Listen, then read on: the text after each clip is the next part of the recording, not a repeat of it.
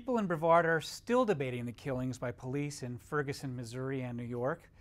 Whether those were justified and what sorts of conflicts exist between police and residents here depends very much on your personal history. Adding an important voice on today's program is the Rev Dames, pastor of the St. James AME Church in Titusville. Dames is a past president of the North Brevard NAACP and has emerged as a community advocate, peacemaker, and activist for equality.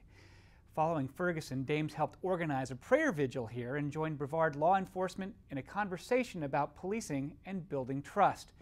Earlier, Dames led a legal effort to stop school closures in Titusville and organized peaceful demonstrations over the shooting of Trayvon Martin. What's his take on policing in Brevard? Watch. Reverend Dames, thanks so much for joining us in a conversation that I think is important right now. The actions and things that have been going on in Ferguson, Missouri, New York City, they've reverberated across the country, and I kind of wanted to get a sense from your perspective on how you see things playing out here in Titusville and the rest of Brevard County. Well, Matt, first of all, thank you for having me on the program. It's a delight. I watch you from afar. It's good to see you up close and personal. I think the conversation needs to be had. It's one that is not always the easiest conversation to have, but I think it's a necessary conversation. And no one ever said tough issues are not going to be tough to deal with. And so the conversation is hard at times, but necessary. You said something to Florida Today recently that I wanted to get your explanation on. You said, what Ferguson did was bring out the ugliness on all sides. Even on social media, people that I've been friends with all my life, I had to defriend from Facebook. What did you see? What are people saying that it was so difficult that you just didn't feel like you could deal with them any longer? Well, Matt, anytime you have people on both sides of issues who have great passion, no matter which side you're on, passion sometimes spills over, and sometimes in the heat of our passion, we say things, and sometimes things can be said that are really ugly. And so there were friends that I grew up with, quite frankly, who I've had a relationship ever since elementary school that, quite frankly, I had to find myself just deleting because their comments got so outrageous that I just couldn't stand it. Most times I tried to remain silent because if they did not ask me personally for my opinion, I did not give it to them. However, because every time I looked around, it was in my news feed.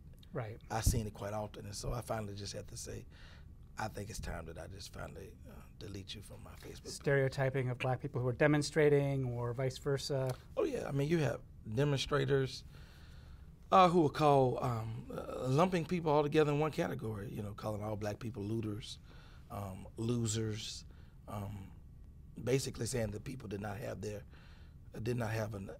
First Amendment right, freedom of speech, to protest, and that was unfair. And I mean, the comments just got really, really ugly and negative. And I mean, some of them I just refuse to repeat because I've attempted to block them out of my head so that when I do see the person that I can still smile. Okay, all right. Well, I suppose you've always been somebody about trying to keep things peaceful, right, and constructive, I suppose, if that's the approach you have to take. I've tried to be a bridge builder. Sometimes building bridges is tough. Some people, quite frankly, don't want bridges on either side of the issue. Really? Not just in one segment of the country or one segment of the spectrum, but on all ends of the spectrum, people don't want bridges. I mean, I talk to people in my community who, quite frankly, are so distrustful of persons in authority that they, quite frankly, don't want a bridge. And I talk to people on the other side of the issue as well who, quite frankly, think that quite a few persons in a particular race are just all bad people. Met up with a gentleman at the drugstore the other day who had some clear indicators of the whole South, if you would. And I was on telephone call, and he said an explicit word to me, and asked me to move, but it wasn't a very nice way to say, "Could you move?" Right. But I didn't think I was in his way either. Okay. So you see that coming out in people, and it's very unfortunate. You've had a chance to watch television like all the rest of us. You've had your experience in leadership as well. What do you think happened in Ferguson? I mean, there was the case of there was the police shooting, of course, but it seemed like there was more there that was tinder for this grand jury decision to ignite. What was it that?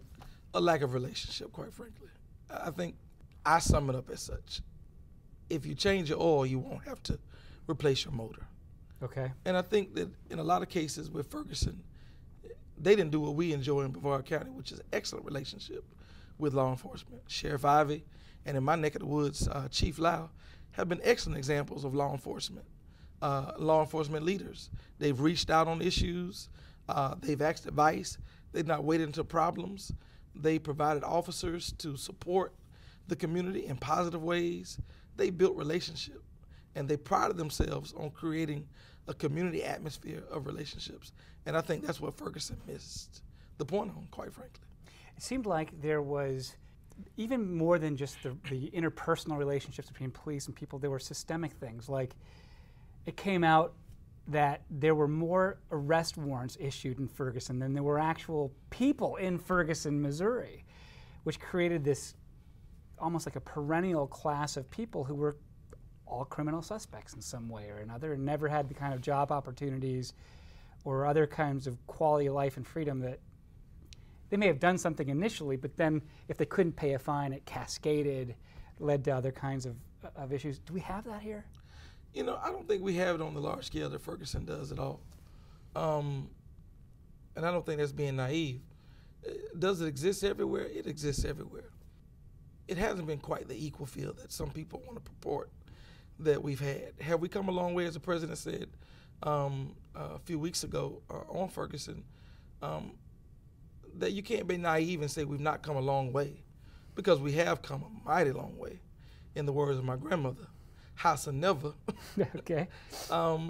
We still have some ways to go. And one of those ways I think that we're going to mend that fence is by talking and having good dialogue and relationships. So it exists everywhere, but not as prevalent here as some other places.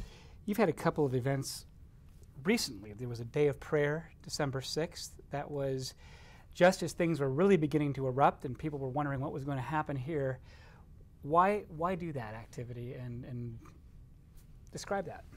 That was an activity that I sought out in prayer, and I sought another individual out, Pastor Scooter Morrison, who's a Caucasian gentleman, and asked him if he would be interested in doing something. With tensions being so high on the national scene, I thought we needed to do something to help bring about some solidarity, to show that we do have some things in common and we don't differ on everything.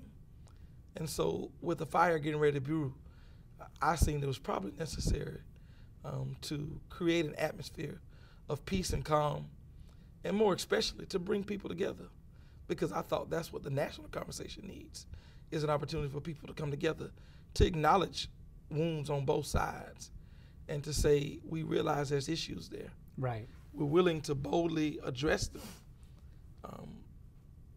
in a way that's positive, and I think that's what's most important.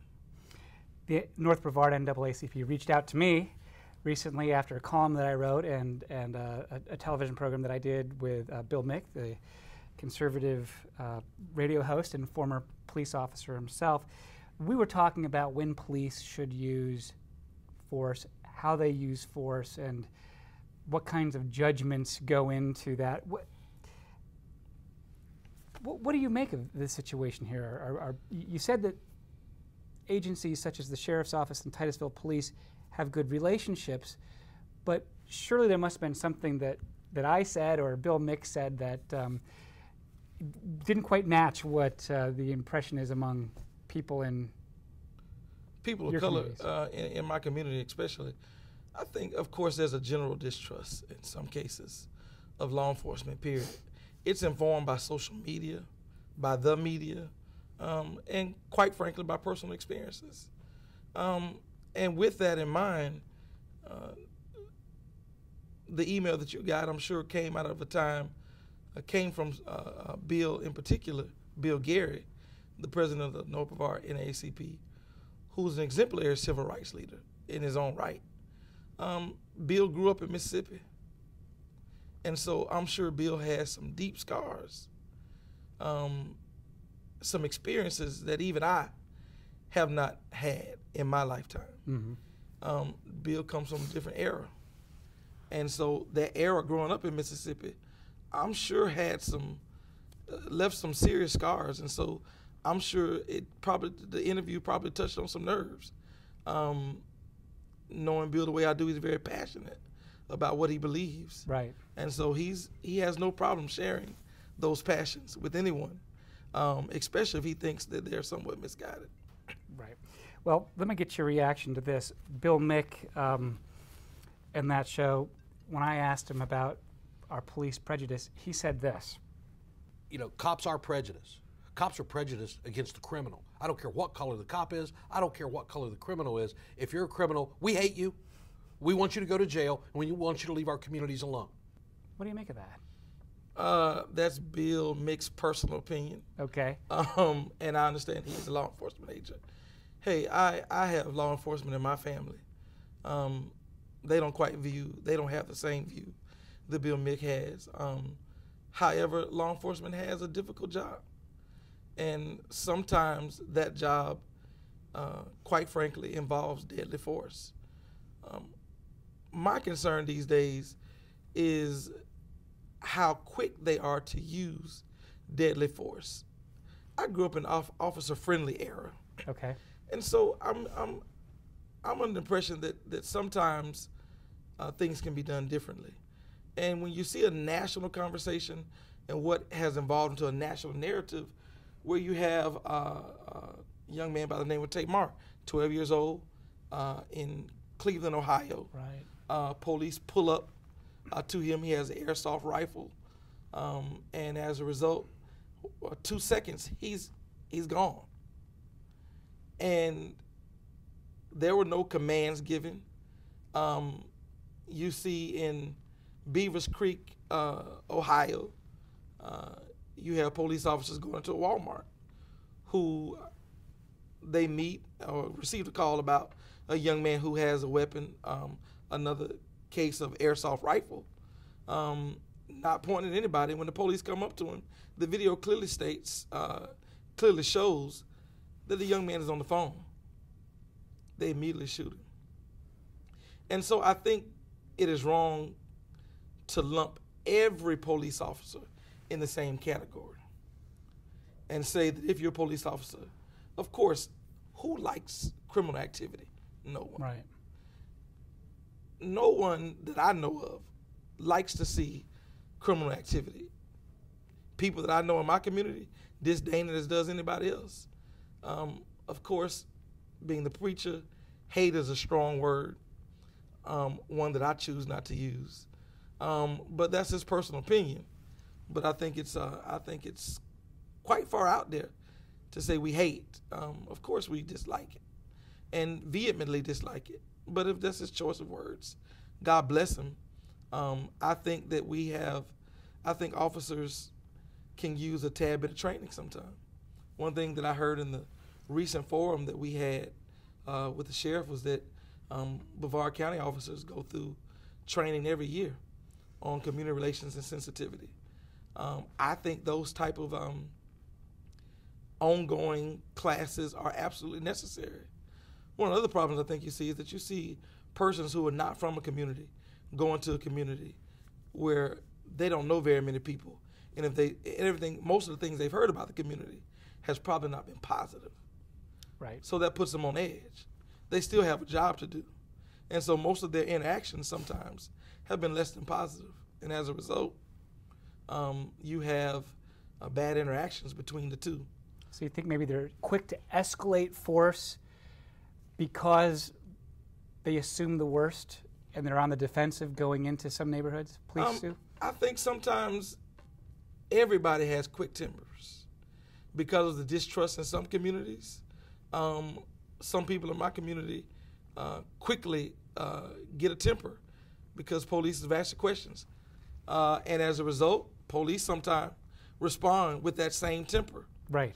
And well, the police are always going to respond with a notch above. Exactly. If you're going to argue with me, I'm going to put my hand on you and tell you to calm down. If you throw me away, I'm going to tackle you. And then it escalates from there. And so it escalates from there. And as a result, you have a situation that has left a lot of people wounded and hurt and in distrust of one another. Well, I don't want to put words in your mouth, but it sounds like your approach is try to get at that anger and distrust before it erupts into a situation where you have police feeling like they have to use force. And I think it's about relationship. I've seen officers in my community defuse a situation just by having a conversation. I watched officers positively deal with suspects that, quite frankly, surprised me in some cases. But they did it with such ease. And I think that those are the officers that should be applauded. And I think that it's unfair sometimes to say that everybody in one bunch is all good. Right. Because we all know that's an untruth. You recently also were a panelist at a community forum with, I believe it was Sheriff Ivey. It was the police chief that you mentioned, police trainer Mike Cador. What was your takeaway from that? You know, I thought that was a very good forum. My takeaway was mutual respect. Police officers were saying, hey, if you respect us, we'll respect you. And so what I heard a lot of was respect. Okay. The community was saying we want to be treated with respect, and police officers were saying we want the same thing. So my takeaway was everybody wants the same thing. Now we know what we both want. Right. How do we get there?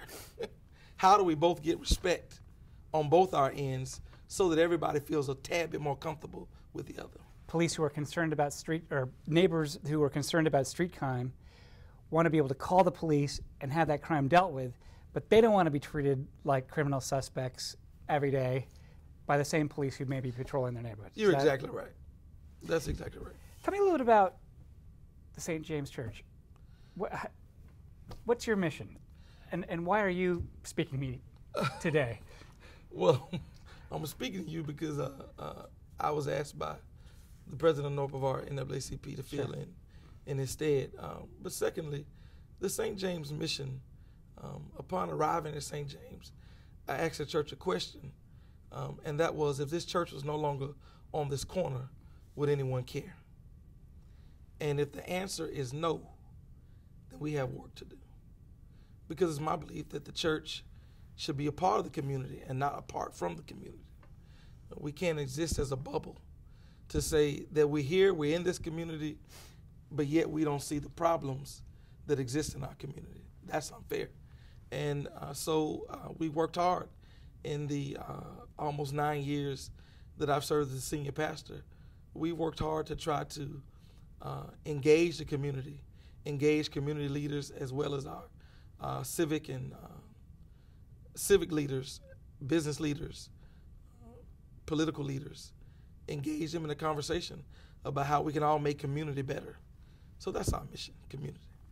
Sounds like a little bit of evangelism. It is. In Cocoa, there was recently, and we've talked about this a little bit before, but they had a summit on crime prevention. And you think that these kinds of efforts, when they reach out to other members of the clergy, are positive things that are actually working?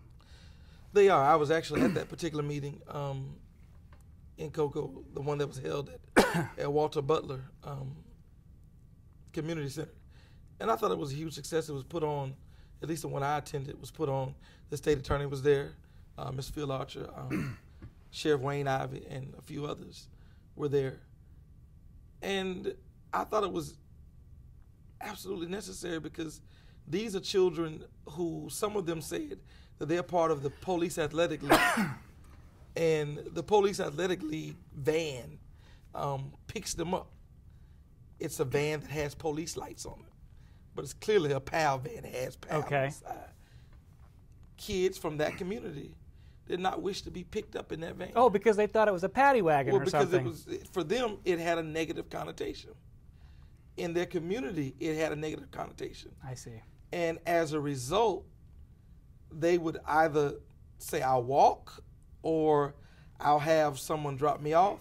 And even in the cases where they had to take the bus back home, they asked the bus driver, the PAL bus driver, to drop them off away from their home so they could walk and nobody would see them get out of that van. Now that says it's a systemic problem and an issue that has to be addressed. And I think that's why that forum is important, so that we can create positive relationships between law enforcement and between young African Americans, quite frankly. So just minus some of the trappings of that van, they could have improved the relationships with the PAL athletes. The kids wouldn't have minded just getting into a regular old passenger van. They would have been. They would have been more than happy. They enjoy the program, and they think there's great benefit to it. But they were, quite frankly, afraid for whatever reason. And I'm sure there's a lot of reasons that they were afraid. It had some negative connotations in their eyes. Because they've heard from big brothers and cousins and sisters and things like that, you know, right. The police aren't your friend. And not all of them are lawbreakers that have told those stories. And I think that's where we break down in conversation, is we think that everybody who has said, you know, we have a problem with some of the tactics that law enforcement uses, has been law-breaking citizens. Some of them, quite frankly, have been law-abiding citizens who've done everything right their whole lives, but yet still see the need for some change in that particular aspect of law enforcement. You've also been involved in some of the school issues up in North Brevard, especially when there were some decisions being made about closing schools. It seemed like Titusville took it particularly hard. 2 schools, I think, in 2 years there. You and a number of parents, I believe, filed a lawsuit to try to intervene there. What came of all of that, and what was your take on the aftermath? The aftermath, I think, left, quite frankly, a bad taste of distrust between school board between schools and, quite frankly, the community. In Titusville, we had lost 2 very important schools in our community, Riverview Elementary and Southlake Elementary, in less than 2 years. And we were crunching numbers. We had very smart people on the parental boards that we had established, and everyone across spectrum of color, of walks of life, socioeconomic issues, people still could not understand how the school board came in that decision. Our commissioner was in that. The city of Titusville City Council wrote a resolution to the same effect.